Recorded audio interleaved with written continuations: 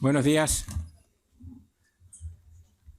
Les doy la bienvenida a esta 19ª Olimpiada de Biología de Extremadura, y antes de dar comienzo a las intervenciones y al acto, permítame que les presente a quienes me acompañan en la mesa. Está con nosotros don Manuel Rico García, que es delegado provincial de Educación en Badajoz de la Junta de Extremadura. Está también don Jesús Ramírez Muñoz, que es vicedecano del Colegio Oficial de Biólogos de Extremadura. Doña Emilia Botello Cambero, que es delegada de la Olimpiada de Biología. Y nos acompaña también el profesor Manuel Ramírez, que es el conferenciante en el día de hoy. De manera que ya doy paso a las intervenciones. En primer lugar interviene doña Emilia Botello. Gracias. Pues en primer lugar, disculpar la ausencia del decano de la Facultad de Ciencias, que estaba invitado a la mesa, pero por otras obligaciones pues no nos ha podido acompañar. Y como delegada de la Olimpiada Española de Biología en Extremadura, junto con mi compañero el profesor José Antonio Regodón, que somos los responsables del directo de la organización de esta fase autonómica de la Olimpiada Española de Biología en Extremadura, pues agradecer al Centro de Profesores y Recursos de Badajoz, al COBEX y a la Facultad de Ciencias de la Universidad de Extremadura su apoyo y los recursos que facilitan para que la organización de la OBEX sea posible. Y especialmente me gustaría destacar la aportación de un amplio grupo de compañeros docentes e investigadores de la sección de Biología de la Facultad de Ciencias que colaboran con la Olimpiada en Extremadura, como nuestro conferenciante de hoy, el profesor Manuel Ramírez, y que también es anfitrión de la visita a la bodega experimental de la facultad, que está programada para la sesión de la tarde. Agradecemos también el apoyo y la ayuda financiera de la Junta de Extremadura a esta actividad, que ya lo llevan haciendo hace varias ediciones, bastantes. Fundamentalmente os agradecemos a vosotros, los participantes, alumnos y profesores de segundo de bachillerato, porque sin vosotros esta actividad no tendría sentido. Valoramos mucho vuestro trabajo para estar hoy aquí, con centros que venís desde el Valle de Ambroz o desde la Siberia extremeña, y el compartir además en esta jornada completa de mañana y tarde pues vuestro interés y entusiasmo por la biología. La Olimpiada de Biología, más que un certamen competitivo en sus diferentes fases, porque hoy se inicia aquí la Olimpiada Española de Biología en su fase autonómica en Extremadura. Luego tenemos la fase nacional, que este año se celebra en Valencia en el mes de abril, y después también hay fases internacionales que ya se celebran en verano, una a nivel de países de Iberoamérica y otra ya a nivel mundial.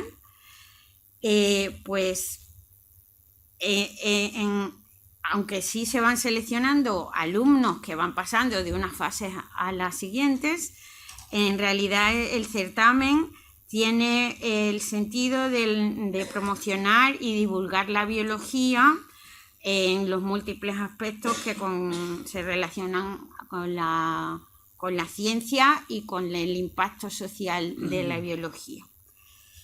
Entonces, el objetivo que persigue esta Olimpiada OBEX, pues los objetivos son conseguir mejorar vuestra formación como estudiantes, estimular vocaciones científicas y formar a ciudadanos más críticos para que podamos hacer de este planeta y de esta sociedad un mundo mejor, Y si este trabajo que hemos invertido todos para hacer posible la OBEX consigue estos objetivos, pues ya sería una gran recompensa.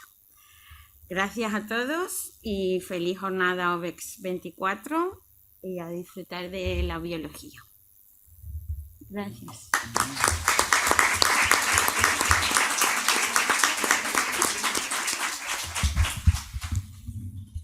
Muchas gracias, delegada. Tiene la palabra ahora don Manuel Ramírez Fernández, que es catedrático de microbiología de la Universidad de Extremadura y que va a impartir la conferencia en el día de hoy. Antes de nada, sobre todo por aquello de ser bien educado, quiero agradecer a los organizadores, especialmente a Emilia y a José Antonio Regodón, el hecho de que me hayan invitado a dar esta charlita. Cuando me lo propusieron, como ellos me conocen, me dijeron: oye, no te pases, no hables demasiado y procura que te entiendan, que tienes que hablar para alumnos, también para profesores, pero para alumnos, aunque supuestamente son de los mejores, pero tienes que hablar para alumnos. Voy a intentar llegar a todos, y si en algún momento hay algo que suscita alguna duda, por favor, con toda confianza, me paráis y aclaramos lo que haya que aclarar. Yo voy a hablar de los alimentos tradicionales y el desarrollo de la biotecnología microbiana. La biotecnología en general está muy de moda, tiene mucho impacto social. Es de esas ideas o de esas disciplinas a las que le ha llegado su hora y se ha hecho potente. No es nuevo, pero ahora conceptualmente está evolucionando mucho y tiene mucho impacto social. ¿Cómo podríamos definir la biotecnología? Podríamos decir que es la tecnología basada en la biología, así una definición amplia. El primero que utilizó la palabra biotecnología fue un tal Carl Eckery en el 19, que la definió como lo tenéis ahí puesto, ¿no? La ciencia de los métodos que permiten la obtención de productos a partir de materia prima mediante la intervención de organismos vivos. Este se dedicaba a la ganadería, pero fue el primero que utilizó la palabra biotecnología, aunque las prácticas de biotecnología son muy anteriores. Ya en el 92 se reunieron los biotecnólogos y te dieron una definición más completita, ¿no? Toda aplicación tecnológica que utilice sistemas biológicos y organismos vivos o sus derivados para la creación o modificación de productos o procesos para uso específico. Y ya va habiendo modificaciones de esto. ¿Por qué? Porque el desarrollo de la biotecnología en los últimos años es realmente impresionante. Bien, hace unos años hablábamos de 4 campos de aplicación de la biotecnología. Biotecnología roja, blanca, verde y azul, según el campo de aplicación: la medicina, la industria, los vegetales o ambientes acuáticos. Los productos fermentados, la tecnología relacionada con los productos fermentados tradicionales, se englobaba en aquel momento en la tecnología blanca, la tecnología relacionada con la industria. Bien, decía que la biotecnología asociada a los alimentos fermentados se ubicaba hasta hace poco tiempo dentro de lo que es la biología blanca, aunque algunos autores la ubicaban en la biotecnología verde por aquello de que la mayoría de los productos fermentados son de origen vegetal. Hoy la cosa ha cambiado. Fijaros cuántas biotecnologías hay. Hay nada menos que 11 y esto amenaza de seguir aumentando los campos de aplicación. Aparte de la roja, la blanca, la verde y la azul, aparece la amarilla, es el uso de organismos vivos o biomoléculas en la industria alimentaria, donde ahora ubicamos la biotecnología relacionada con los productos fermentados, los alimentos fermentados, la marrón relacionada con la veterinaria, la gris relacionada con el medio ambiente, la negra, aparece una biotecnología relacionada con el bioterrorismo y las guerras biológicas, fijaros. Y luego hay tres biotecnologías, la rosa, la biotecnología dorada y la morada, que realmente no son aplicaciones biotecnológicas directas, son más bien disciplinas que se encargan de aspectos morales, legales, bioseguridad relacionado con la biotecnología. Bien, ¿cuándo empieza el hombre a utilizar la biotecnología? Bueno, no sabemos. Los arqueólogos nos ayudan un poquito a entender y a sospechar cuándo se empezó, pero no estábamos allí. Los arqueólogos dicen que probablemente en el Neolítico, o quizás antes, el hombre recolector, hace 10.000 o 12.000 años antes de Cristo, depende dónde, no en todos los sitios empezó a la vez. Parece ser que empezó por primera vez en la zona de la luna fértil o el creciente fértil, junto con el Alto Egipto y una parte de la India. Por aquel tiempo el hombre era cazador-recolector, pero estaba domesticando ya plantas y animales y se estaba haciendo agricultor y ganadero.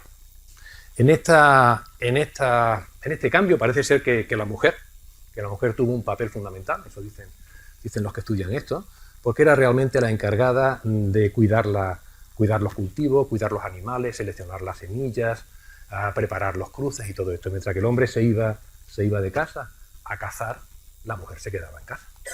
O sea que tampoco nos resulta tan extraño, pero hacía este tipo de labor tan importante, ¿no? Y esto apareció en varias zonas del mundo, como tenéis aquí en este mapa, en distintas fechas. Pero parece ser que en esta zona fue donde primero apareció. ¿Y cuándo apareció la biotecnología microbiana? Pues también es difícil de saber. Si nos centramos en los productos fermentados más antiguos, fundamentalmente vino, cerveza y pan, sobre todo en Occidente, pues también debió aparecer más o menos por la misma fecha.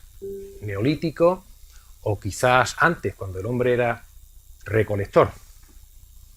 Parece ser que la elaboración de vino debió surgir por la zona donde la vid crecía de forma silvestre, la vid vinífera, que es la zona que está pues al este de Turquía, Georgia, Azerbaiyán, más o menos por donde Noé fue a aparcar el transatlántico, ¿no? Fue más o menos por allí por donde apareció la agricultura, ¿no? Hay grabados que demuestran que los sumerios ya hacían cerveza, los egipcios también, que ya hacían vino. Apareció aquí, pero luego tuvo un desarrollo espectacular. ¿Quién lo desarrolló? Lo desarrollaron fundamentalmente las civilizaciones mediterráneas. No se desarrolló mucho por la India y por China. Fundamentalmente fue en la cuenca del Mediterráneo. ¿Y quiénes? Fundamentalmente los griegos, los fenicios, los egipcios, y los que más lo extendieron y preservaron fueron los romanos. Estuvieron 11 siglos y pico haciendo vino con los conocimientos que ya habían heredado de civilizaciones anteriores y perfeccionando mucho la elaboración fundamentalmente de vino, que era al parecer lo que más relevancia tenía en la sociedad, también de cerveza y también de pan.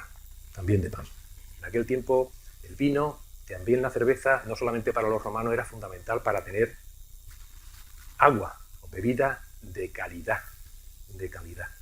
Las regiones romanas llevaban siempre, donde no había acueductos, lógicamente, cuando estaban colonizando, donde no había agua limpia, llevaban siempre un vino malo, que se llamaba posca, ese que le dieron a Jesucristo cuando estaba en la cruz, que era un vino avinagrado, y que esta gente tenían la obligación de beber aproximadamente 1 litro al día mezclado con agua para evitar las disenterías.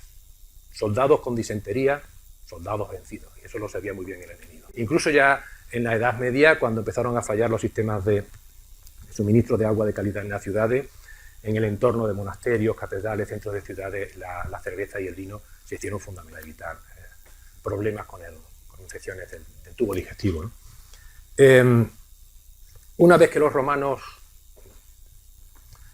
cayó, el cultivo de la vid y la elaboración de bebidas alcohólicas se vino muy abajo en la cuenca mediterránea, porque a los musulmanes no les gustan mucho las bebidas alcohólicas, y fue en el entorno de las catedrales y de los monasterios donde los cristianos preservaron el cultivo de la vid y lo mejoraron bastante también, y seguían elaborando el vino, sobre todo para sus rituales y también como alimento. Siempre con pan y vino se anduvo el camino. Es realmente un alimento imprescindible por aquella época.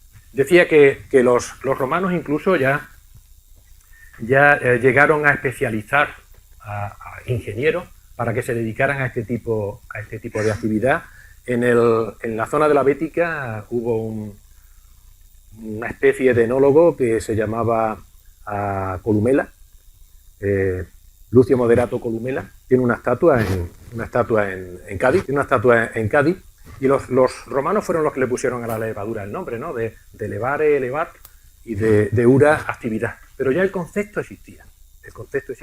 Los egipcios lo conocían perfectamente, sobre todo para elevar la masa del pan. ¿Y quién descubrió los microbios del vino, la cerveza, los microbios que hacen posible la fermentación de los alimentos tradicionales?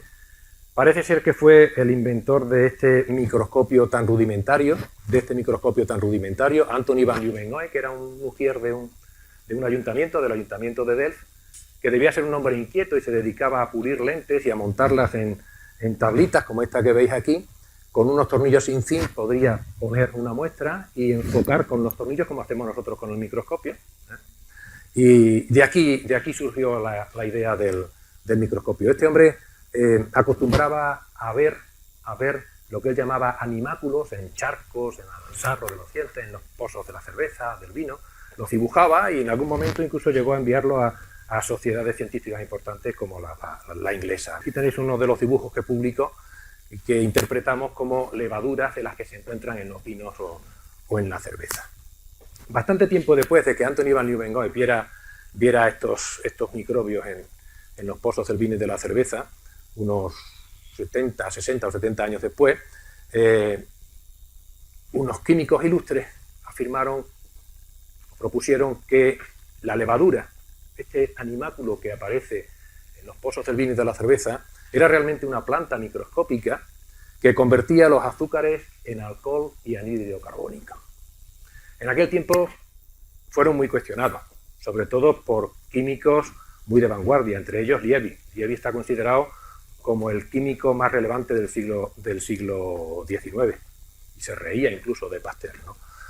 ¿Por qué? ¿Porque eran tontos? No, ellos no eran tontos, ellos mantenían que la putrefacción y la fermentación eran realmente procesos químicos, pero claro, es que poco tiempo antes, en 1928, se había conseguido la síntesis del primer compuesto orgánico, la urea, y la tendencia era pensar que toda la vida tenía una base fundamentalmente química. Todavía no se habían descubierto las enzimas, ¿de acuerdo? Entonces es razonable que hubiera esa reacción aunque estuvieran equivocados. Bien, fue precisamente un químico, Louis Pasteur, quien, trabajando de forma interrumpida durante el tercer cuarto del siglo XIX, demostró que todas las fermentaciones son resultado de actividad microbiana. No fue el único que trabajó en esto, es el que más se cita, pero hubo otros que aportaron bastante, sobre todo en la interpretación de distintos resultados de los unos y de los otros.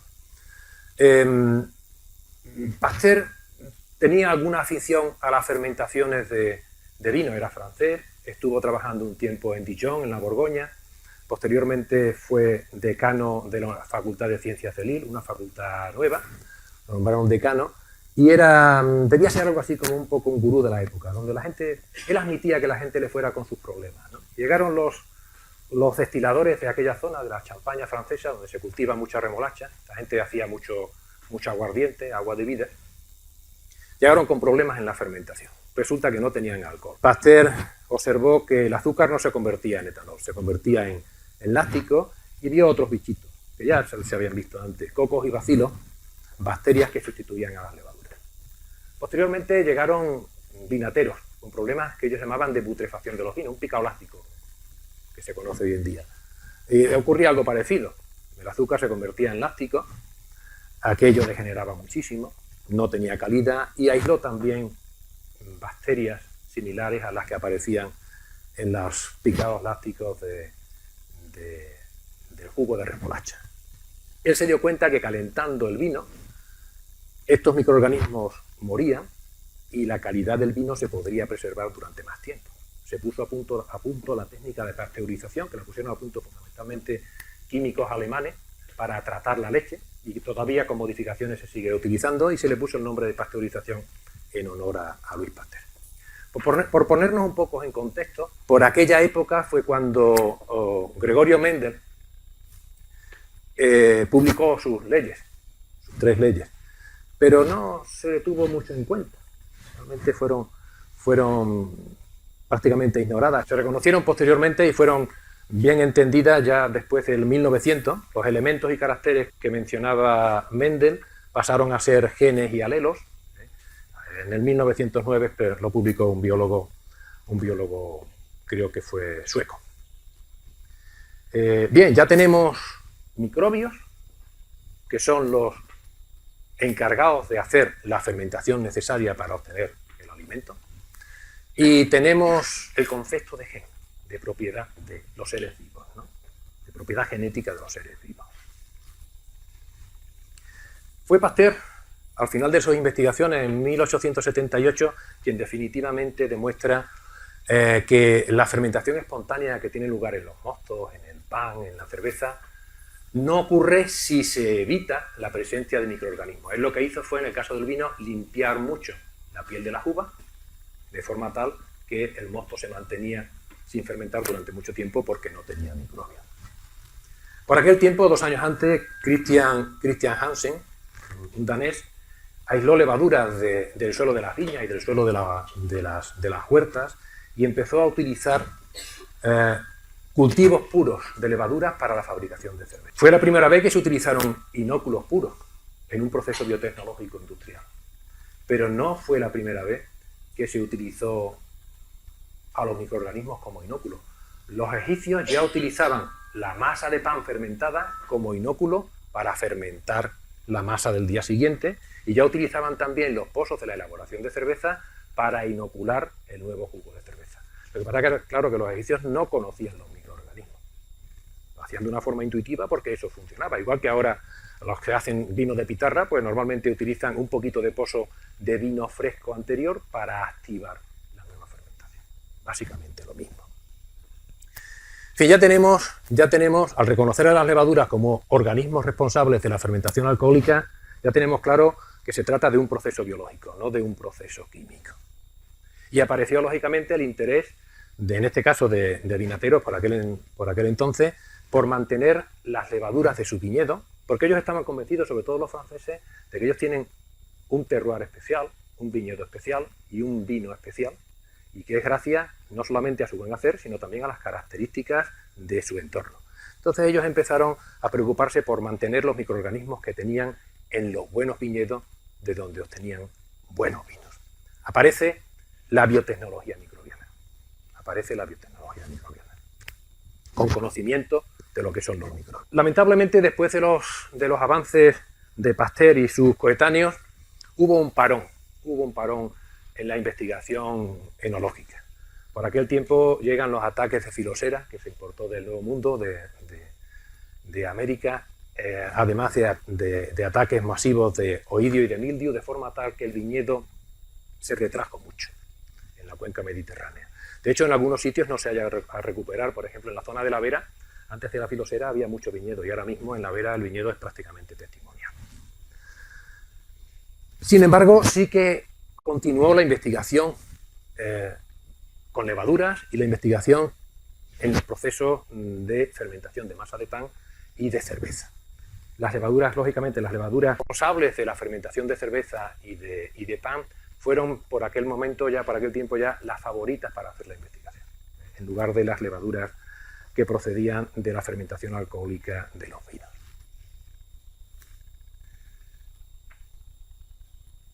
Al final del siglo XIX nace la bioquímica.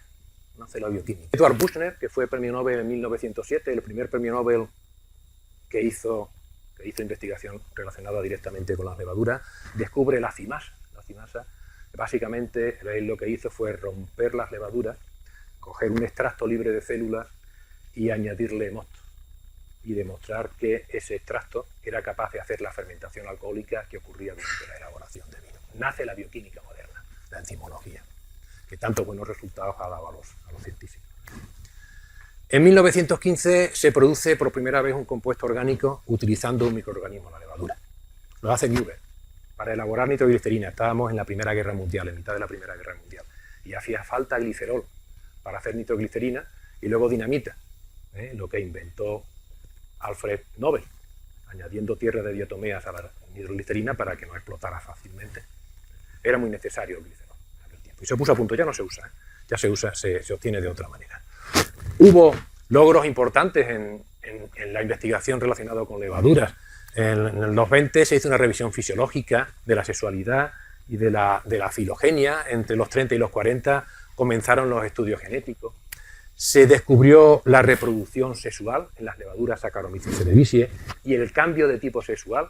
Eso que ahora estamos haciendo nosotros los humanos, cambiar de sexo, ya lo hacían las levaduras desde hace mucho tiempo y además de forma mucho más fácil, ¿no? Un sistema genético bien diseñado, ¿no?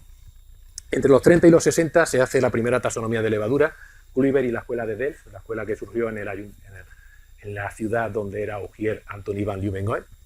Y ya por los 60, después del descubrimiento de la doble hélice por Watson y Crick, que creo que lo publicaron en el 53, vuelve la investigación en microbiología enológica. Pero no vuelve en las zonas tradicionales de elaboración de vino, en la cuenca mediterránea, no, vuelve en el entorno de California, en el entorno de la Universidad de Davis.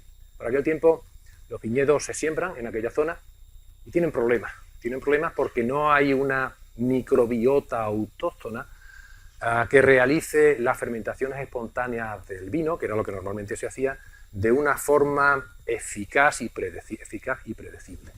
Tenían problemas para obtener buena calidad y tenían problemas de reproducibilidad. Los americanos, al igual que nos estamos volviendo el resto de los occidentales, somos unos obsesos de la estandarización. Debajo de una determinada etiqueta queremos encontrar siempre el mismo producto, igual que pasa en el McDonald's. En consecuencia, ellos se dieron cuenta de que tenían que volver a investigar, pero en este caso, la ecología del proceso, la ecología de los microorganismos que estaban tanto en el viñedo como en las bodegas en el caso del vino. Y se relanzan otra vez los estudios que quedaron un poquito parados con Pasteur, bastante tiempo después. En los 70 tenemos cosas nuevas muy interesantes. Ya se puede transformar Escherichia coli, se han secuenciado ya algunos genomas de fagos, se descubren en el caso de las levaduras fenómenos como la citolución, la fusión de protoplastos, la conjugación rara, la transformación de levadura, se descubre en Estados Unidos y en Reino Unido. En definitiva, con todos estos conocimientos y algunos más, se hace posible la reprogramación genética de las levaduras.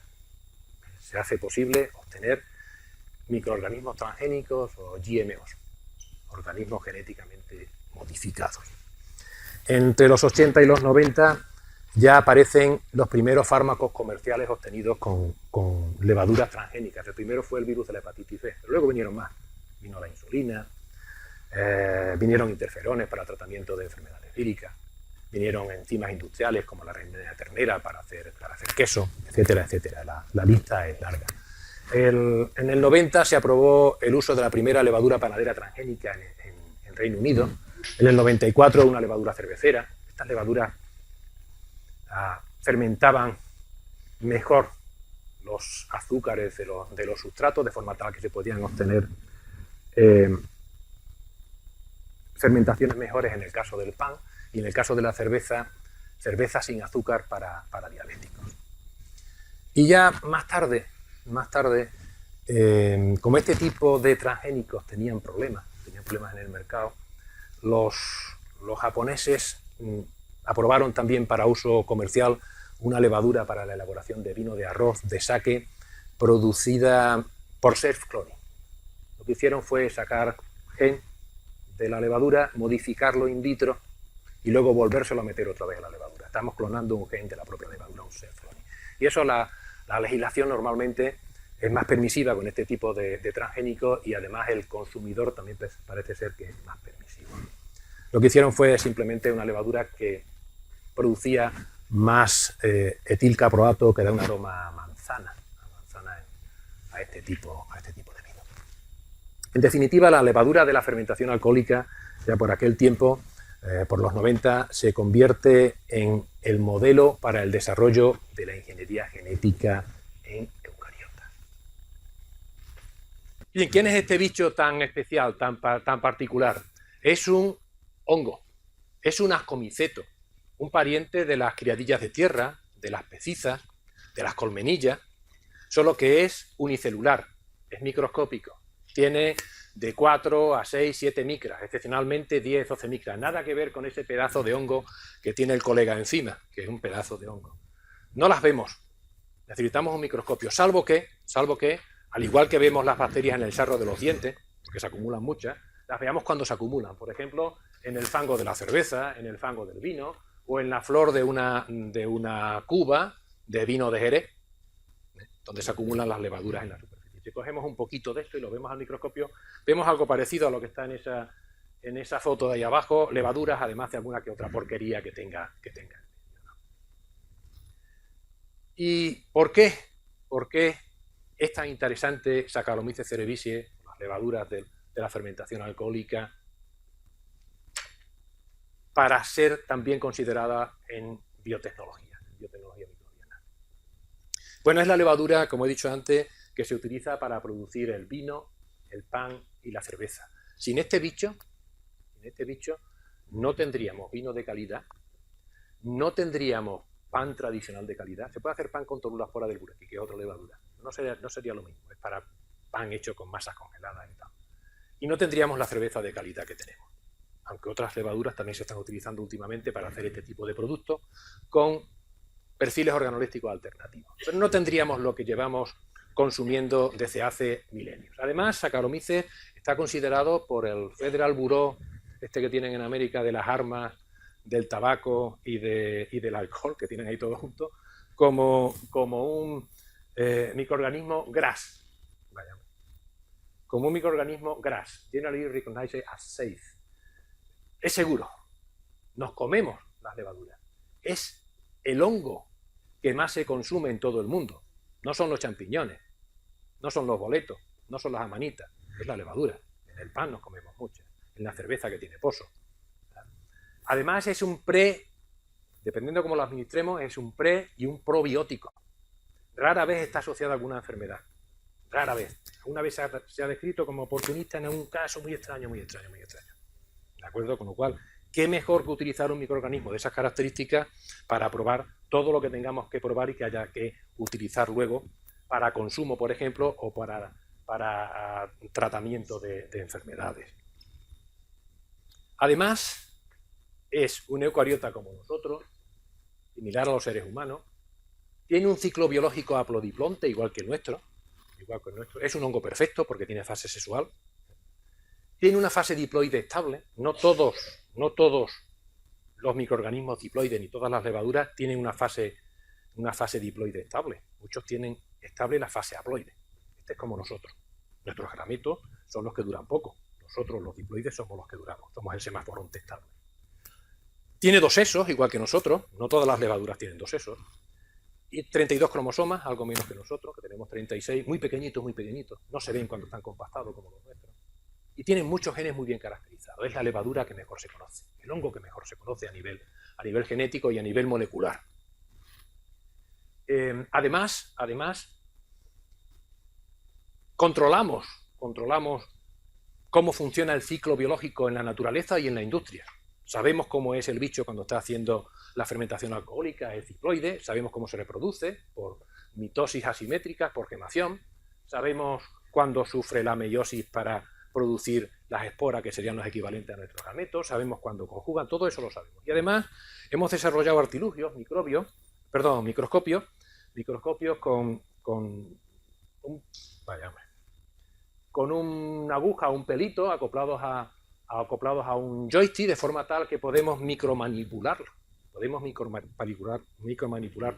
las células o las esporas, podemos cruzarlas entre ellas, podemos separarlas para que se creen caracteres después de una meiosis, en fin, podemos enredar mucho con ello, podemos hacer con ellas básicamente las mismas cosas que podemos hacer con el ganado, con el cochino o con las gallinas, ¿no? Separar machos y hembras o 2 sexos distintos, cruzarlos según queramos hacer coincidir distintas propiedades en un mismo organismo, volverlos a separar otra vez las propiedades. Todo eso lo podemos hacer con Saccharomyces cerevisiae, pero no con otras levaduras o con otros hongos. Además, este bicho tiene una propiedad interesante que se ha hecho importante ahora con la utilización de las nuevas técnicas de CRISPR-Cas para la edición de los genomas, eso que está ahora tan de moda, incluso para hacer terapia génica. Resulta que el uso de CRISPR-Cas es muy interesante porque nosotros podemos cortar de forma específica en muchas partes de un genoma para luego editar esas partes del genoma. Pero para editar es necesario añadir un trozo de ADN con lo nuevo que queremos poner, lo nuevo que podemos poner en el genoma. Y para que eso ocurra es necesario que el organismo sea capaz de recombinar de forma eficaz basándose en secuencias homólogas. Eso lo hace muy bien. El CRISPR-Cas por sí mismo no es capaz de editar, es capaz de cortar de forma específica. Realmente la edición lo hace la célula cuando recombina el trozo de ADN que le hemos metido con información nueva. Y eso no lo hacen todos los bichos bien. Saccharomyces cerevisiae sí lo hace bien. De hecho, suele ser un problema en otros organismos. De hecho, una buena parte de los experimentos que se han hecho para validar las técnicas de CRISPR-Cas, de estas dos chicas a las que le dieron el Nobel en el 22, ¿sí? No, en el 20. En el 20, a Emmanuel Charpentier y Jennifer Doudna, se hicieron en las levaduras. No en Saccharomyces, muchos de ellos, en otras levaduras. También tenían estas posibilidades. Si el organismo en el que queremos editar no tiene un sistema de recombinación homóloga eficaz, lo que ocurre es que los extremos del ADN que han quedado libres después del corte de la proteína Cas se reparan como pueden, se generan indels, inserciones o deleciones, de forma tal que eso no queda bien controlado. No queda bien controlado. Podemos hacer la ruptura de un gen, pero no podemos editar y meter cosas nuevas con facilidad. ¿De acuerdo? Bueno, pues esto lo tiene también Saccharomyces cerevisiae. Además, esta levadura del pan y del vino se cultiva fácilmente. Podemos utilizar mosto de uva, incluso la sacarosa de Carrefour, que era barata antes, ya no es tan barata, pero bueno, se puede usar. Y se cultiva bastante bien, con un poquito, alguna cosita más que se le eche, un poquito de abono, de nitrato de este que utilizamos en el campo y tal, se cultivan bien. Y además, se adapta rápidamente a condiciones muy estresantes de la fermentación. Fijaros lo que es capaz de hacer. No tengo intención de que os leáis y entendáis todo lo que tiene que ver con la composición de un mosto y de un vino, solo resaltar que el mosto tiene mucho azúcar, que gustaría a muchos microorganismos, 24% de azúcar, más incluso 30% de azúcar, pero eso supone que la presión osmótica del medio es muy alta, que la actividad de agua, el agua disponible para la vida es muy baja, y muy pocos microorganismos son capaces de vivir en esas condiciones y crecer. De hecho, nosotros utilizamos el azúcar y la sal para subir la presión osmótica de nuestros alimentos, las mermeladas, los salazones, para que los microbios no lo ataquen. Marifé, dime algo. ¿Vamos bien? ¿Está bien? Además, los medios a fermentar en la industria suelen tener un pH bajo. Tampoco les gusta el pH bajo a la mayoría de los microorganismos. pH 3, 3,5, incluso más barato en el caso del champán. Más bajo, ¿qué estaría pensando? Más bajo en el caso del azúcar de Carrefour. Más bajo en el caso del champán. Y además, solemos añadir sulfuroso. Eso que ya añadía Columela, el romano este que os comenté, que fue realmente el primero en utilizar el sulfuroso para desinfectar los depósitos de los vinos y evitar alteraciones microbianas en los vinos, sin conocer los microbios. Todavía lo usamos nosotros. Y echamos bastante además. Los sulfitos esos que veis en las latas de refrescos que compráis y tal, contienen sulfito, pues vienen de la adición precisamente del sulfuroso. Saccharomyces lo aguanta. Y en cuestión de 4, 5, 6 días, dependiendo de las condiciones, es capaz de convertir ese medio en vino. ¿Y qué tiene el vino? Tiene etanol y CO2. No hay oxígeno apenas. Hay que vivir sin oxígeno. Y además en presencia de etanol. ¿Etanol qué es? Un desinfectante. Es un disolvente orgánico. Débil, sí, pero disuelve las membranas de la célula. Tiene un efecto sinérgico con la temperatura. Si subes la temperatura, el etanol destruye las membranas. Si la temperatura es baja, pues puede pasar como los rusos cuando beben una botella de vodka en la Siberia a menos 30 grados centígrados. El efecto es menor que si lo tomamos aquí en el sur de España a 40 grados en verano. Claro. Pero a las levaduras, en las condiciones en las que las cultivamos, el etanol les hace daño, sobre todo cuando nos vamos a concentraciones de cerca del 20%. Bueno, pues eso que veis ahí, que es una cosa corriente para nosotros, que el hombre lleva haciendo milenios, eso es todo un prodigio. No hay ningún otro organismo que sea capaz de hacer eso en la naturaleza. Ninguno. Nos sorprende mucho cuando nos cuentan que han aislado un microbio en el fondo del océano, en fuentes termales, que es capaz de crecer a 110 grados de temperatura, a 120 grados de temperatura. Es una vida muy especializada. Si ese bicho lo sacamos de esas condiciones, el bicho no tiene ningún futuro. Por eso no somos capaces de cultivar muchos de los microbios que están en la naturaleza. Sin embargo, este es capaz de pasar en muy poco tiempo de unas condiciones muy difíciles a otras condiciones todavía más difíciles. El nivel de regulación metabólica que tiene Y la capacidad de respuesta de este bicho es impresionante. Es impresionante. Es capaz de empezar una fermentación en la que hay muchos microbios. Esto es una composición de microorganismos de un mosto que puede ser de un viñedo a principio de la vendimia, ¿no? En el mosto lo que hay fundamentalmente en estos casos son las levaduras que están en la superficie de la uva, en el entorno de los estomas, donde hay pequeñas fugas de mosto y pueden vivir y pueden reproducirse lentamente, pero se pueden reproducir. Cuando uno estruja la uva, esos microbios pasan al mosto. Y lo que hay son fundamentalmente levaduras que no son Saccharomyces, todas estas que están aquí. Y Saccharomyces o no se detecta, o está en muy pequeña cantidad. Unas 50 por mililitro comparada con las 100.000 que puede haber de otras levaduras. Muy poco, casi nada. Y además suele haber, lógicamente, como es un sistema muy abierto, suele haber bacterias y mohos. Cuando pasan 3 o 4 días y ya tenemos 3,5, 4, 5% de alcohol, prácticamente el 90% de las levaduras son Saccharomyces. Los demás no son capaces de seguir creciendo o simplemente mueren. Y cuando llegamos al final, al vino, el 100% son Saccharomyces. Hay una sucesión de especies microbianas que hace que Saccharomyces sea dominante gracias a esa capacidad que tiene de adaptarse también y que ninguna de las otras levaduras fermentativas que están también en el entorno son capaces de hacer. Son capaces. ¿Y de dónde viene este bicho? ¿De dónde ha salido? Hay quien piensa que realmente somos nosotros quienes lo hemos creado. Bueno, en fin, esto se seguirá investigando y veremos a dónde llegamos. ¿Está bien? Los hongos y las levaduras aparecieron en la evolución tarde. Las levaduras más o menos cuando aparecieron las plantas con flor. Que, bueno, aparece también los néctares de las flores. Son hongos unicelulares, pero se cree que vienen de hongos filamentosos. No es que volvieran atrás, sino que volvieron a adaptar la forma unicelular para adaptarse mejor a nuevos ambientes.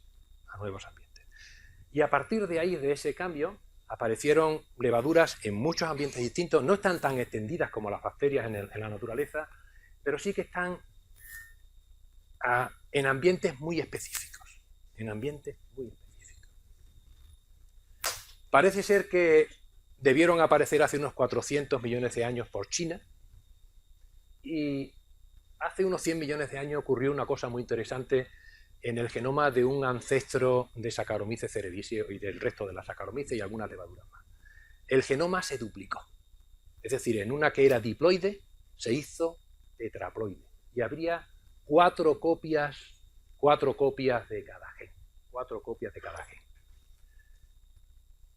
Esto con un microorganismo que, como he dicho antes, tiene esa capacidad, ese sistema de recombinar las secuencias homólogas del genoma, genera una inestabilidad brutal y una variabilidad tremenda. De forma tal que con un genoma tan inestable, Saccharomyces cerevisiae, o el antecesor de Saccharomyces cerevisiae, debió evolucionar de forma muy rápida. Y se piensa que evolucionó de forma muy rápida en el entorno de la actividad humana, probablemente en islas, bodegas, panaderías, cervecerías, quizá algunos ambientes relacionados con plantas, exudados de los robles, que se comenta también. Y en esos sitios, este bicho evolucionó para mal en el sentido de la eficacia biológica. Se adaptó a crecer fermentando el azúcar y produciendo alcohol, aunque hubiera oxígeno, con lo cual necesita mucho alimento, mucha glucosa para crecer fermentando en lugar de respirando. Pero claro, crea un ambiente con alcohol que echa fuera del ambiente al resto de los microbios. Los mata con el alcohol. ¿De acuerdo? De hecho, uno de los problemas de Saccharomyces cerevisiae para ser utilizada como proteína unicelular es que tiene un efecto Crabtree muy acusado, un efecto de represión catabólica. Esto, explicándolo muy brevemente, es que si le echas azúcar, como digo, aunque le eches oxígeno, tiende a fermentar. tiende a fermentar. Y aunque tú le eches mucho oxígeno, si no rebajas la cantidad de azúcar, no respira, fermenta. Eso es un problema. Sin embargo, es una enorme ventaja para hacer la fermentación alcohólica, que ningún otro microorganismo es capaz de hacer como ella. ¿De acuerdo? Se piensa que realmente Saccharomyces cerevisiae viene a partir de Saccharomyces paradoxus, que se encuentra en la naturaleza fundamentalmente en exudados de plantas, néctares y tal. ¿De acuerdo? Son bastante parecidos los genomas al parecer. Bien, ¿y qué hemos hecho con Saccharomyces cerevisiae, con las levaduras en general, desde que las conocemos? Hemos hecho mejora genética clásica, selección clonal, mutación y selección, segregación de caracteres, cruzamiento y selección de híbridos. La mayoría de las levaduras que tenemos en la industria son levaduras obtenidas con estas estrategias. También hemos obtenido levaduras mejoradas por ingeniería genética, con clonación de genes foráneos, haciendo self-cloning, como he mencionado anteriormente, y últimamente con la técnica de CRISPR-Cas, editando el genoma para introducir rutas completas de nuevos compuestos para que sea capaz de producirlo o sea capaz de hacer alguna cosa nueva Saccharomyces cerevisiae. En este caso lo que estamos generando son transgénicos o GMOs, organismos genéticamente modificados. ¿Qué hemos hecho en el caso de las levaduras del vino, que es lo que más cerca me cae? Pues hemos utilizado un vector de clonación para introducir genes de glicosidasa CMOS, enzima málico y enzima malato permeasa para que la levadura haga fermentación alcohólica y fermentación manoláctica, que normalmente hacen las bacterias lácticas, enzimas para que degraden los polisacáridos, para que sean más eficaces haciendo la fermentación. Y al final lo que tenemos son levaduras transgénicas con una nueva función. Esto tiene problemas en el mercado, porque la legislación es muy restrictiva. Incluso aunque consigas que un organismo como este sea aprobado para comercializarlo, para uso industrial, normalmente el consumidor recela. Y lógicamente el industrial, el empresario, como tiene que ponerlo en la etiqueta por normativa, intenta no utilizar este tipo de microorganismos. De forma tal que hemos desarrollado bastantes microorganismos interesantes, pero no los podemos utilizar. No es rentable comercializarlo. Por el contrario, cuando hemos clonado genes, más o menos con las mismas estrategias, con otras estrategias, para que Saccharomyces cerevisiae u otros microorganismos produzcan vacunas, enzimas industriales, hormonas, antivirales, toxinas, es decir, compuestos que podemos purificar y que luego podemos aplicar en la industria o en algún tipo de terapia, eso sí tiene éxito. Y de hecho se están utilizando en la industria para obtener este tipo de compuestos. En el caso de... ¿Cómo andamos de tiempo? Aún tengo 10 minutillos. Ven. En el caso de la utilización de CRISPR-Cas, se han hecho también bastantes cosas, aunque esto es una tecnología relativamente novedosa. Hay que decir que la edición del genoma ya se hacía antes de que apareciera el CRISPR-Cas, sobre todo en organismos que tienen una recombinación homóloga eficaz, como el caso de Saccharomyces. Simplemente lo que se hacía era introducir un vector, ácido por ejemplo, con un trozo de DNA o un cassette, un trozo de ADN producido por PCR, introducirlo en la célula y esperar a que haya una recombinación de secuencias homólogas y seleccionar. Eso ya se hacía. Pero claro, la edición del genoma estaba restringida a la región donde se podía integrar el cassette. Con la aparición del CRISPR-Cas, tú puedes elegir el sitio donde quieres hacer la edición. Y puedes elegir además varios sitios a la vez, simplemente suministrando al sistema, a las nucleasas Cas, secuencias de RNA homólogas de los sitios donde tú quieres provocar los cortes. Esto es fantástico. Significa hacer de una tacada un montón de cosas en el genoma. ¿Qué hemos hecho? Hemos hecho, por ejemplo, en el caso de levaduras para elaboración para fermentación alcohólica, se han diseñado levaduras que producen poca urea. ¿Y esto para qué es? La urea es precursor de carbamato de etilo, que es un potencial cancerígeno. Preocupa que haya carbamato de etilo en los alimentos, vino u otros productos fermentados. Conviene que baje la urea. Se ha hecho ya una levadura capaz de hacer esto. Ahora habrá que ver si la usamos. Probablemente no. ¿Qué otra cosa que se ha hecho es clonarle una ruta metabólica completa para que la levadura sea capaz de producir betacaroteno, precursor de la vitamina A. Fantástico. Te tomas un poquito de levadura esta de dietética y tienes mucha vitamina. Fenomenal. Otra cosa que se ha hecho recientemente es clonar genes para la producción de cannabinoides. Tanto cannabinoides naturales como cannabinoides no naturales, análogos, que son tan efectivos como los cannabinoides que están en la marihuana hoy en día.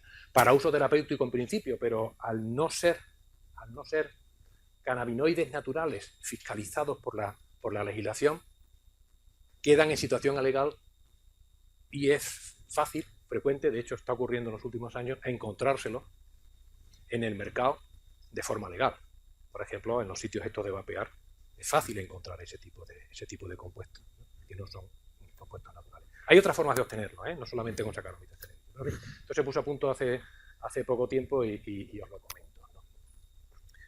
¿Cuál es el problema, o uno de los problemas, de usar CRISPR-Cas en estos organismos? Porque, por ejemplo, usar CRISPR-Cas en la terapia genética tiene otros problemas, que no es el objetivo de esta charla, pero en el caso de microorganismos, como Saccharomyces cerevisiae, en el que supuestamente no hay tantos problemas como para hacer terapia genética, tiene un problema relacionado con esa regulación metabólica tan fantástica que tiene y que le permite responder también a las condiciones de estrés y adaptarse también.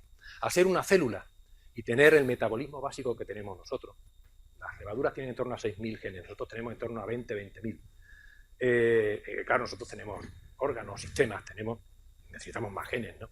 Pero el metabolismo básico viene a ser el mismo. Pero claro, al ser una sola célula, el individuo tiene que estar muy bien regulado. Tiene que estar muy bien regulado. Si metemos genes nuevos para producir compuestos distintos y eso interfiere de alguna manera con su metabolismo, este bicho no va a ser muy feliz. Antes o después va a revertir. Antes o después va a mutar. Antes o después va a dejar de hacer lo que nos estaba haciendo. Y mantener ese bicho funcionando como lo hacía cuando lo construimos, eso es caro. Eso es caro. ¿De acuerdo? De forma tal que a todo este tipo de aplicaciones que consisten en que un bicho haga una cosa muy distinta a la que normalmente hace después de toda una evolución de milenios en la naturaleza, no va a ser fácil. El logro está ahí, pero de ahí a que sea económicamente rentable, como sí lo es la producción de vacunas o la producción de interferón, nos queda todavía un trecho.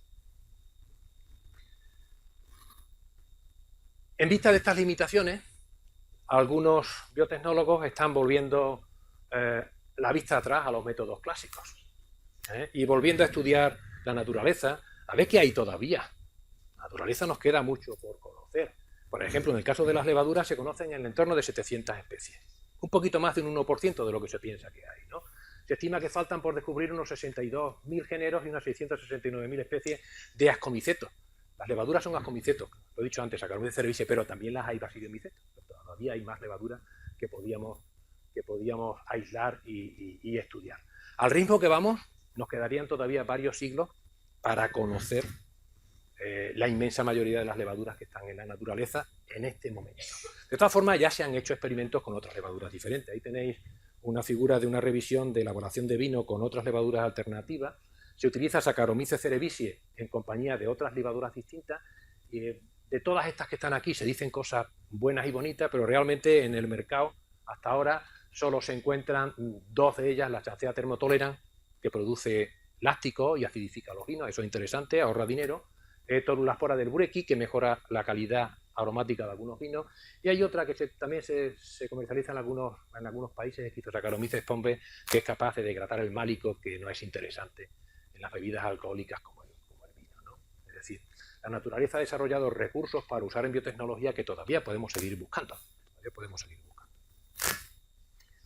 Otra cosa que se está haciendo es intentar evolución dirigida en el laboratorio o una mejora genética mediante ingeniería evolutiva. Esto ya le valió el premio Nobel a Frances Arnold en el 2018, quien utilizando esta técnica que consiste en generar variabilidad genética en un organismo de forma natural o de forma inducida, con mutágenos o haciendo híbridos inestables, y luego aplicar la selección como supuestamente la aplica la naturaleza.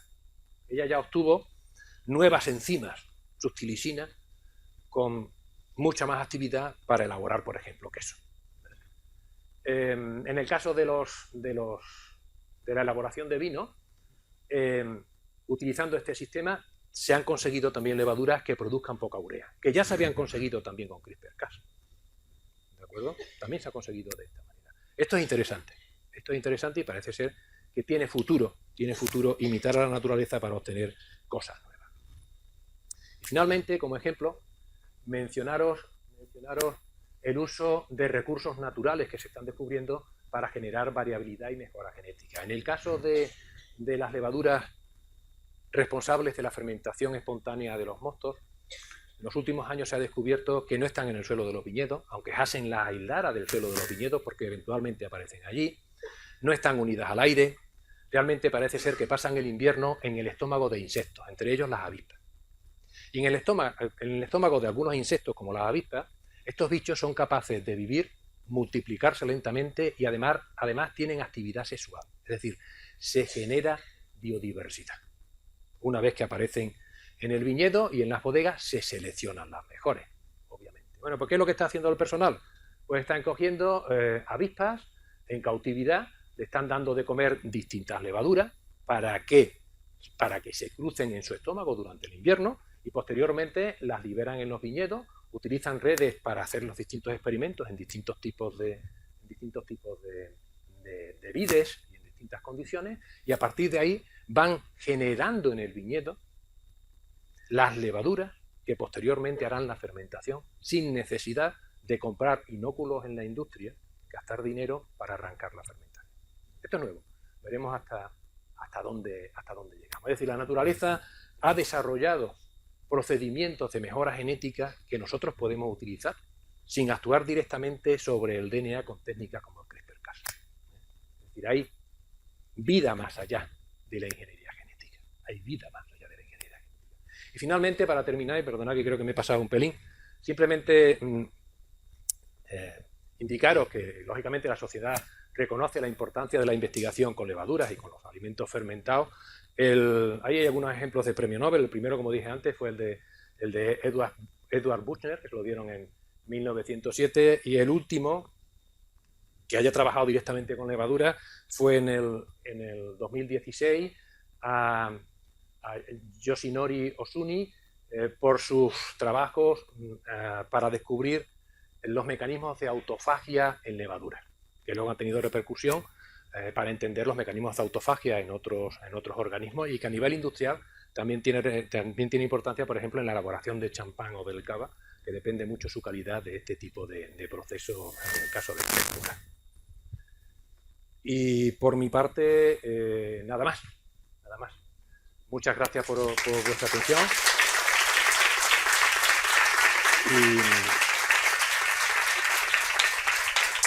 Y no sé si queréis que comentemos algo, si tenemos tiempo o no tenemos tiempo de comentar algo. Marifé me pregunta que si la ley para aprobar microorganismos transgénicos es tan restringida en todos los países. Has preguntado algo así, ¿no?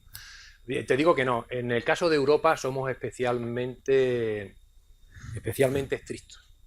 En el caso de Estados Unidos, Chile, Argentina, Sudáfrica, Nueva Zelanda, son más permisivos. De hecho, las levaduras que son capaces de hacer las dos fermentaciones que se hacen en el vino, la alcohólica y la maloláctica, se diseñaron en Nueva Zelanda. Se pusieron en el mercado, creo que fue en el año 2003, y se comercializan. Pero, sin embargo, en el entorno de la OIV, lo que controlan los franceses en Europa y otros países que todavía están bajo el paraguas de la OIV, es muy complicado. De todas formas, de lo que yo no tengo noticia es de que esas levaduras esos transgénicos sean especialmente exitosos donde están aprobados. Una cosa es que se aprueben, que se puedan comprar y que luego en la industria realmente sean rentables. Antes o después, aunque la idea sea fantástica, todo viene a reducirse al dinero. Y claro, ¿qué pasa con los microorganismos que son capaces de bajar la concentración de urea? Fantástico, son caros, pero tú tienes ureasa barata, producida por otro microorganismo. La compras en la tienda, se la echas y hemos terminado. Si hay alternativas, estas cosas tan ingeniosas puede que no tengan futuro en la industria.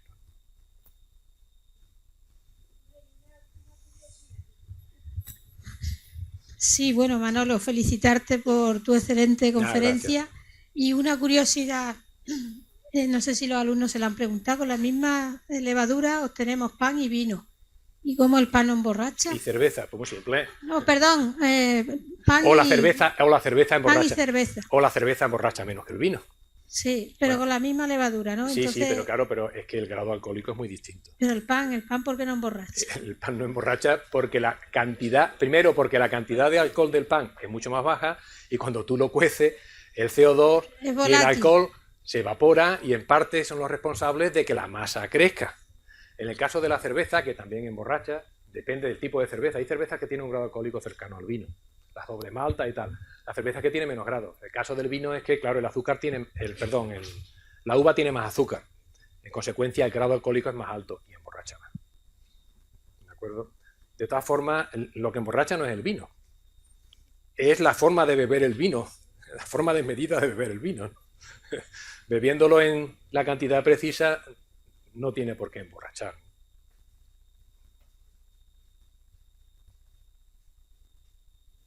Unas curiosidades.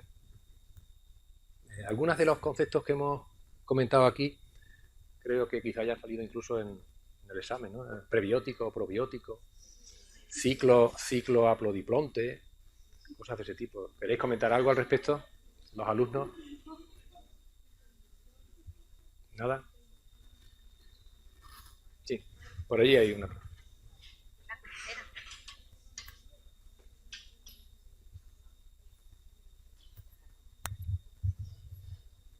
Hola. Hola. Mira, quería que nos contases un poco las levaduras y la mezcla de población que hay en el kéfir, que me parece muy interesante y creo que bueno, pues también es un probiótico y un prebiótico. Si nos puedes contar algo de eso. Yo no tengo mucha experiencia en investigación en kéfir, ni en kombucha, que son probióticos excelentes, pero que a mí particularmente me parecen brebajes. Sí que alguna vez me he preocupado de qué es lo que hay. Son una población muy compleja. Incluso en algunos casos no se conoce muy bien algunas de las especies que participan. No hay mucha industria de productos. La kombucha ahora está surgiendo en el mercado, ¿no? Tenemos incluso una empresa aquí en Extremadura que tiene bastante éxito, pero todavía ni siquiera tiene bien caracterizados los microorganismos que participan en el proceso. De hecho, están en la fase en la que estaban los americanos cuando se retomó la investigación en microbiología enológica. Están en fase de estudiar la ecología del proceso para ver cómo pueden estandarizarlo utilizando menos especies de microbios y teniendo siempre el mismo producto. Con respecto quizás te refieras a eso, Blanca, con respecto a las propiedades probióticas o prebióticas del kéfir, no te podría decir mucho, solo que sí parece ser que es un probiótico estupendo, ¿no? También parece que la levadura lo es. De hecho, la levadura se comercializa bastante viva para correctores de pienso. Esto se está vendiendo por aquí, ¿no? No sé, también la levadura parece ser que es un activador del sistema inmune. No sé si eso se ha descrito para el kéfir. En fin, supongo que todavía hay bastante por aclarar con respecto a la ecología y al papel concreto de cada uno de los microorganismos, que en el caso del kéfir, si no recuerdo mal, son un poco de todo, ¿no? De hecho, incluso puede variar porque la gente se va llevando la masa del hongo esta blanca de un sitio a otro y en cada sitio va variando. No sé, no podría decirte mucho más. También es un alimento antiguo, ¿eh? También es un alimento muy antiguo. Creo que surgió por la India fue, ¿no? India o China, ¿no? En el Cáucaso. Sin embargo, por aquí ha llegado ahora, ¿no? Ha llegado hace poco. ¿Sí? Pero consumo generalizado de kéfir en Roma, por ejemplo, en la Edad Media, no. Yo no tengo datos de eso. Coge el micrófono. Creo que es bastante antiguo y además se asocia mucho a la longevidad que tienen los habitantes del Cáucaso, pero ahora está más popularizado, ya lo venden en los supermercados y sí, todo pero eso. Decía yo que cuando llegó aquí es relativamente reciente, ¿no? El siglo pasado. Eso no lo sé. No lo sé. Con el creciente número de bacterias que se están haciendo resistentes a los antibióticos, ¿se podría tratar de utilizar Saccharomyces cerevisiae para producir alguna sustancia frente a esta multiresistencia generalizada a los antibióticos? Bueno, de hecho, de eso ha hecho cosas. Saccharomyces cerevisiae es capaz de producir algunas toxinas, pero casi ninguna de ellas es efectiva frente a procariotas, a bacterias. Sí frente a hongos. De hecho, el problema es aplicarlo luego a los pacientes. Ese es el problema. De hecho, el tratamiento de las enfermedades nosocomiales en los hospitales producidas por levadura, fundamentalmente por cándida, es un problema, sobre todo para enfermos inmunodeprimidos, SIDA y tal. Son efectivas en el laboratorio las toxinas, pero cuando las aplicas en hospitales o en experimentos pilotos, son un problema. Son proteínas, no se pueden inyectar. Si las inyectas tienes un problema. Se puede utilizar en pomadas o en uso tópico de otras formas, aunque no sea pomada. Y lo último que yo recuerde que se haya hecho es generar anticuerpos que imitan a la toxina, para que maten a otras levaduras. Pero para que maten a bacterias resistentes a los antibióticos, estas que aparecen tanto en los hospitales, que tienen resistencia múltiple, que yo sepa, no hay aplicaciones con levadura. Otra cosa es que eventualmente tú puedas producir algún tipo de compuesto que puedas utilizar luego como antibiótico. ¿De acuerdo? Las levaduras no son de las que se suelen utilizar para esto. Se suelen utilizar otros microorganismos distintos, oncomiceliares o streptomicetos. Las levaduras para esto normalmente no, que yo sepa. Más.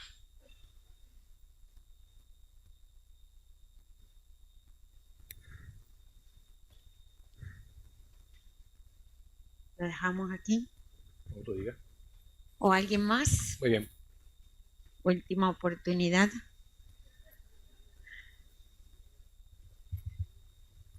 Muchas gracias, Nada, Manolo. gracias a vosotros. Gracias.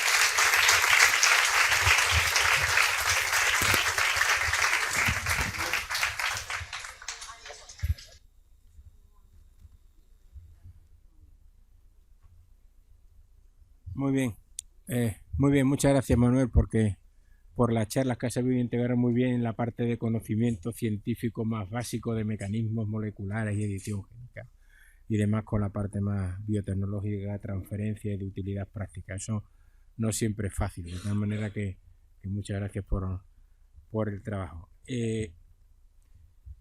Doy la palabra ahora a continuación a don Jesús Ramírez Muñoz, que es vicedecano del Colegio Oficial de Biólogos de Extremadura.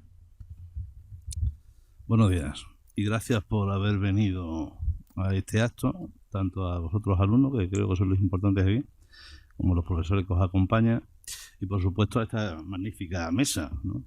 Esto no ha tenido más nivel antes nunca, yo creo. Bueno, con un rector, sí, yo creo que sí, el delegado provincial. Muchas gracias por venir también. A ver, Manolo, esto ha sido estupendo. Yo me ha metido un montón de tormentas, de cosas en la cabeza y me ha hecho recordar, lo he dicho a Pedro hace un momentino, yo cuando el último premio Nobel, cuando andaba por aquí, yo hacía eso. Lo que pasa es que como no seguí, pues estoy dando clases en un instituto, pero podía haber seguido, ¿eh? Y hoy lo que se ha visto en la conferencia es mucha biología. Yo estoy aquí en calidad de un colegio profesional, pero no tengo muy claro que tengamos claro todo el mundo que es un colegio profesional. Y voy a hablar un poco de esto, sin olvidarme que es un colegio profesional de biología. A lo mejor lo que digo, o algunas cosas de las que digo, no van muy acorde con cómo van las cosas por ahora, pero yo creo que hay que decirlas. Manolo, que ha hablado de mucha biología, para mí esa mucha biología es que no solamente es tecnología, como ha dicho Pedro, hay una cuestión y es que tenemos que entender la vida como es. Y esto es lo importante. Y esto es lo que nos va a hacer ir evolucionando.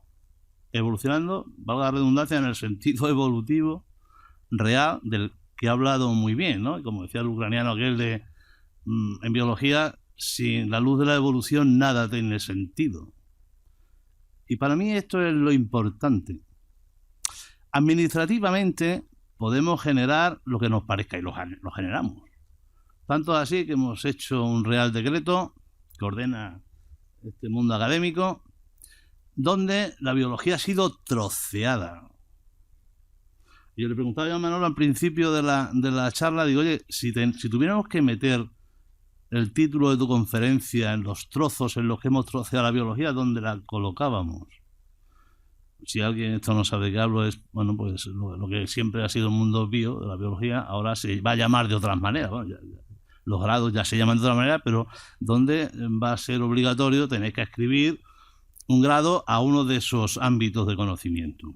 Por ejemplo, el de la biología como tal se ha quedado con el nombre, se llama biología genética, pero hay otro que es bioquímica y biotecnología, y hay otro que es medio ambiente y ecología, y hay nutrición por ahí, y hay tecnología de los alimentos por otro lado, y hay un montón de cosas, bueno, como cercados, fronteras, que desde mi punto de vista no deberían estar. Porque yo creo que esto no viene bien a nadie. No opino solo yo así. La directora general del Laboratorio Europeo de Biología Molecular, que es uno de los... Pedro sabrá mejor que yo esto, pero yo creo que es uno de los laboratorios potentísimos del mundo mundial. Bueno, pues estos han creado un proyecto donde se han dado cuenta que hay que ir a intentar explicar los ecosistemas, pero a tamaño de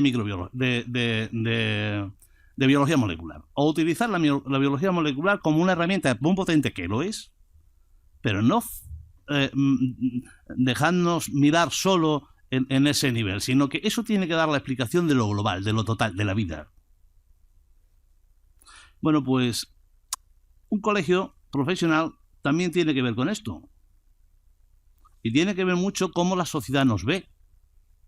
Y hay mucha gente que dice, bueno, pero un colegio profesional, ¿para qué sirve? A mí me han dicho de todo a lo largo del tiempo, ¿no? Que si es un sindicato, que si es o se le parece, que si es una mafia. Y otras cosas, otras lindezas. Sin embargo, un colegio profesional defiende el interés general. Y tampoco es que lo diga yo, pero la Unión Europea, a través de sus distintas instituciones y de su distinta legislación, nos insta a que regulemos las profesiones, precisamente para salvaguardar ese interés general. No tengo muy claro si esto aquí, en nuestro Estado español, y dentro de este ámbito, del ámbito académico, si esto si se tiene en cuenta, a veces que no lo parece. Y me gustaría que sí que se tuviera en cuenta. Y yo creo que en esto, o en ese barco, en ese arca de Noé, yo creo que estamos todos. Y digo todos, somos todos.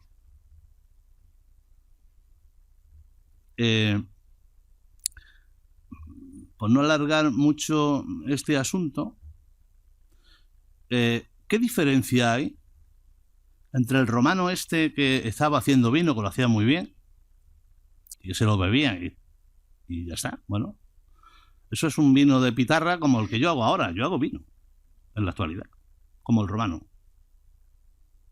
Y tengo una lucha, esto lo hago en un viñedo de mi suegro, allí en Garlitos, pueblo allí de la Siberia, donde para hacer el vino tengo una lucha tremenda con toda mi parentela política, porque cada uno lo quiere hacer de una manera diferente. Y después nos echamos las culpas los unos a los otros de que ha salido mal o bien, o como haya salido en función de qué hicimos ese año. Bueno, entre ese romano que hacía el vino así, como lo que yo hago ahora, de allí Carlitos, que podemos decir que es un técnico, ¿no? Un tecnólogo es otra cosa. Y hay veces que esto tampoco lo diferenciamos desde mi punto de vista. La diferencia entre el tecnólogo y el técnico es que está la ciencia de por medio. Está la biología, en este caso, de por medio. Y tenemos que conocer esto. En la charla de Manuel, que hay una parte, con todo este, oye, nos estamos dando cuenta que lo mismo vamos a dejar la CRISPR un poco, que no es que haya que dejarla, pero oye, y nos vamos a mirar para otro sitio. Porque la vida es mucho más compleja que un proceso biotecnológico, sea que sea, bioquímico, sea de la forma que fuera. Muchas gracias.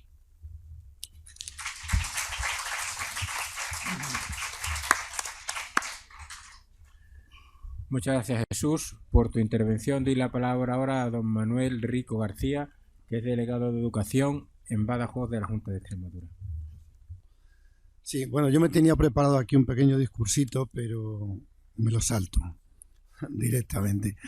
En primer lugar, pues evidentemente dar las gracias a la universidad por habernos invitado a la Consejería de Educación, que yo creo que les aportamos, en primer lugar, la materia prima, que sois los que estáis participando, y evidentemente es muy importante contar con todos vosotros en todo este tipo de eventos relacionados con la universidad. En primer lugar, pues dar las gracias de nuevo al rector magnífico de la universidad, a la mesa que nos ha convocado, excusar, por supuesto, a la consejera, que siempre intenta estar en todo este tipo de actos, pero por desgracia la teletransportación no existe y en la biología tampoco se ha hablado de eso. Ella me transmite que sigamos trabajando en este tipo de eventos, de olimpiadas, de concursos, que a fin de cuentas son los que ponen en valor lo que realmente trasladamos a nuestros alumnos en las aulas y lo que luego se refleja en la realidad una vez que van a llegar a la universidad y van a desarrollar todo su potencial que han adquirido en los institutos. Evidentemente, yo tengo que presumir de institutos más que de universidad, que es a lo que represento más que a la universidad. Y me alegra mucho ver que hay un montón de alumnos que están participando. Estaba mirando antes, consultando la lista, que venís de toda la región, de muchos centros, y eso lleva un trabajo y una preparación exhaustiva. Me he dado cuenta también que el único que entiende poco de biología aquí soy yo. Digo, madre mía, lo que estoy aprendiendo ahí, que no tenía ni idea. Yo creía que el vino se bebía, la cerveza la había con alcohol, sin alcohol, tostada, doble malta, pero todas esas cosas que llevan por dentro no las tenía yo controladas. Veo por aquí a algún antiguo compañero mío de instituto y que tampoco me había contado nada de este tema.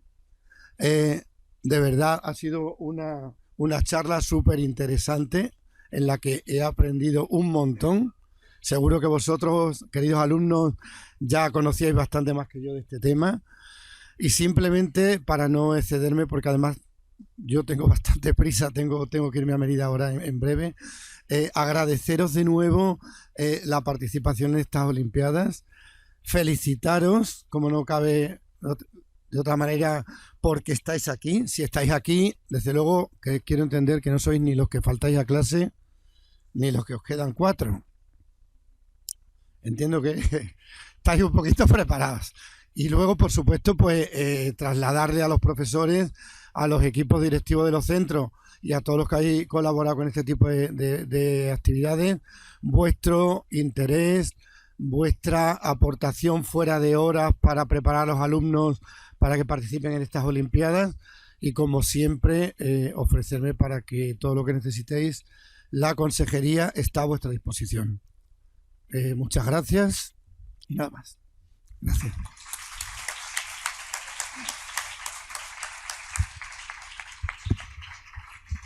Muy bien, muchas gracias, delegado. Aunque no estaba inicialmente en el programa, me dice la delegada de las Olimpiadas que se va a hacer entrega de unos diplomas de participación en estas 19ª Olimpiadas. ¿De acuerdo? Entonces se va a hacer la entrega de los diplomas en este momento.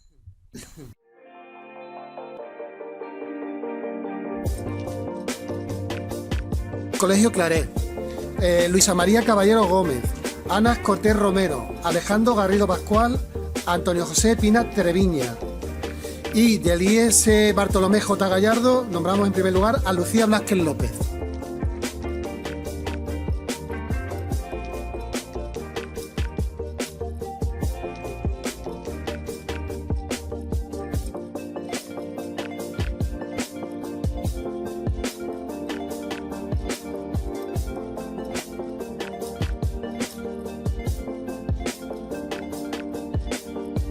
Continuamos con Eliezer Bartolomé J. Gallardo, con Diego Pajuelo, Victoria Tapia, Bin Gámez, que es del María José y ese María Josefa de Barainca. Bin Gámez el primero.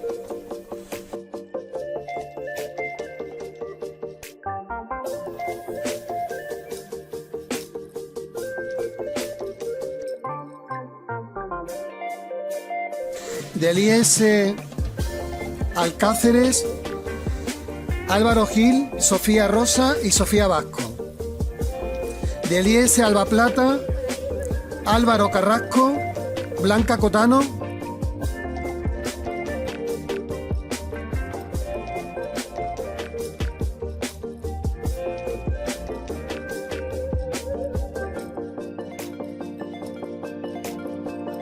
Del IES Alba Plata, Paula Gala. Del Bárbara de Braganza, Laura Alfonso, Lucía Álvarez, Saray Rodríguez. Del IES Brocense, Marcos Conde.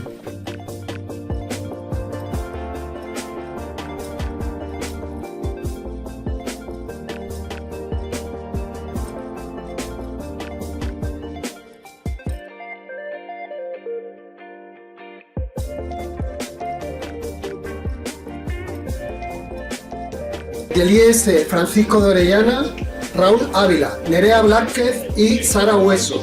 Del IES Maestro Domingo Cáceres, Irene Amante y Javier Berchán.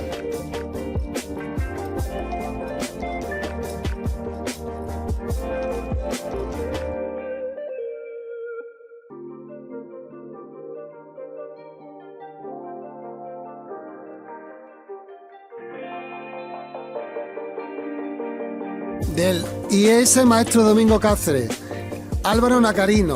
Del IES Norma Casarina, Lucas Jurado, María Población. Del IES Pedro Alfonso Orellana, Lourdes Cabrero y Cintia Crucera.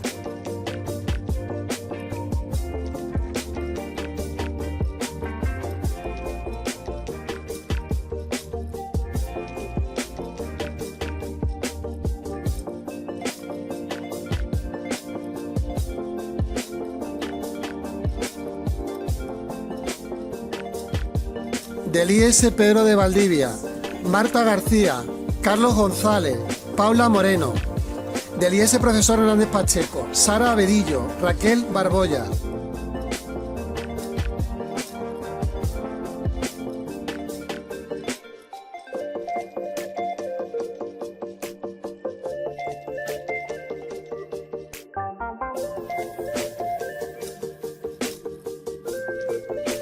Del IES Profesor Hernández Pacheco, Hugo Buceda. Del IES Puente Ayuda, Lucía Hoyos, Mario Pacheco. Del IES Puerta de la Serena, Francisco Calderón, Emilio Carrasco.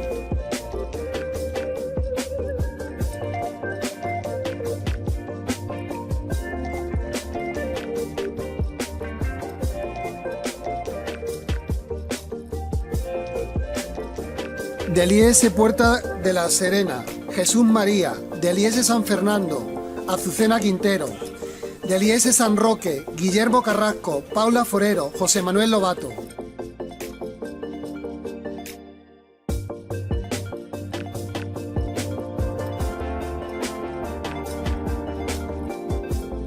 Del IES Siberia Extremeña, José Ramón Bonilla, Marta Sánchez. Del IES Valle de Ambroz, Natalia García, Pablo Lumera y Carla Sánchez.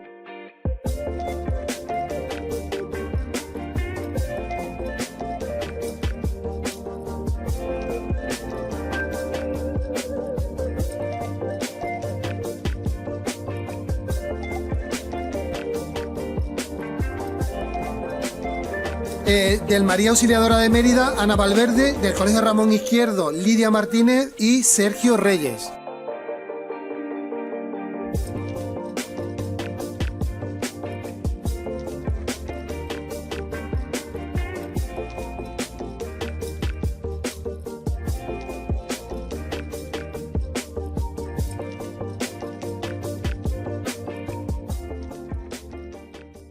Bueno, una vez que hemos terminado el acto de entrega de estos diplomas de participación, a ver cómo queda al final el resultado, pero ya que hayáis participado ya tiene mérito. Yo estoy aquí muy contento personalmente por varias razones. La primera es que yo soy profesor de bioquímica y biología molecular en esta facultad, con lo cual estoy en casa. Y segundo, que soy biólogo, con lo cual pues tengo un cariño especial hacia esa titulación. De manera que muy agradecido y muy contento de acompañaros hoy en el día de hoy. Y bueno, quiero reiterarle el agradecimiento al profesor Manuel Ramírez por la charla. Creo que ha sido realmente instructiva y a mí me ha gustado mucho personalmente y al delegado también le ha gustado, lo cual ya me alegro mucho de que estés aquí con nosotros. Y bueno, quiero hacer varios agradecimientos, muy rápido, porque hay alguna prisa por salir de viaje. En primer lugar, a los profesores que os implicáis en estas actividades de Olimpiadas, que creo que es muy importante que vuestros estudiantes cuenten con profesores comprometidos y profesores que ven que hay que hacer algunas actividades adicionales a lo que es puramente la docencia arreglada, digamos, del aula. Y esa felicitación, ese agradecimiento lo hago extensivo a los profesores de la universidad que colaboran con vosotros, de manera que a todos ellos mi agradecimiento y el agradecimiento de la casa. Y la felicitación especial va para vosotros, para los estudiantes, que como decía el delegado, que suscribo sus palabras, el hecho de que os queráis implicar en este tipo de hacer un poco más aparte de lo que es puramente asistir a clase y sacar un 8,5, un 9, un 10 en los exámenes, pues seáis también, tengáis motivación también por aprender algo más y por ser un poquito competitivos, que también está bien también ser un poquito competitivo. Ahora estáis en un momento realmente emocionante y en buena parte pues lo ha manifestado Manuel en su presentación. Ahora hay una visión de la biología bastante transversal que trasciende un poco a la biología clásica y hay ahora muchísimo campo tanto de investigación como de desarrollo tecnológico, no solo en biología en el sentido de bioconservación, de biodiversidad, de sostenibilidad, sino en el campo de la biología molecular y la genética molecular. Y suscribo las palabras de que hay vida más allá de la ingeniería genética y de la edición génica, pero ciertamente esas herramientas han revolucionado realmente la biología molecular y ahora, como decía Manuel, pues se está trabajando bastante y hay centros especializados en España, concretamente, específicamente dedicados a alguna cosa que él ha mencionado, la biología sintética, a reproducir de manera dirigida y de manera con una finalidad concreta, a reproducir rutas biológicas, rutas bioquímicas, rutas genéticas en microorganismos. Ahora se está trabajando sobre todo en microorganismos, pero si quiere llevar a células eucariotas superiores, pues con objetivos diversos, no solo de producción de alimentos o de probióticos, sino también hay un interés muy importante, si os gusta el campo de la biomedicina o el campo de la salud, se está intentando reproducir y generar organismos que antes no existían, en los cuales hemos diseñado de manera precisa rutas para diferentes fines, como digo, biomédicos, fines biotecnológicos, de manera que estáis en un momento realmente apasionante y hay una variedad inmensa de diferentes tecnologías, de diferentes metodologías. En España se está apostando ahora mucho también por la biotecnología, que de alguna forma ha resurgido con todas estas nuevas herramientas y estas nuevas oportunidades, de tal manera que si os gusta el campo de la biotecnología, pues tenéis muchas posibilidades de desarrollo profesional. Y bueno, ya termino. Si además estudiáis en la Universidad de Extremadura, pues fenomenal. Y os animo a todos a que lo hagáis, porque realmente el nivel académico que tiene nuestra universidad, y yo permitirme mi cuña publicitaria, el nivel académico que tiene la Universidad de Extremadura, yo lo digo siempre y es que es verdad, no desmerece en absoluto al que hay en otras universidades de nuestro entorno, de tal manera que estudiando aquí pues tenéis la oportunidad de ser egresados con un buen nivel académico, un buen nivel científico, y no vais a tener menos oportunidades profesionales que si estudiáis en otra universidad de nuestro entorno. De tal manera que os animo a que consideréis la Universidad de Extremadura como vuestra universidad, que ya lo es. Y no mucho más, reitero mi agradecimiento por la invitación y nada, ya saldrán los resultados y que gane el mejor, como se dice. Muchas gracias.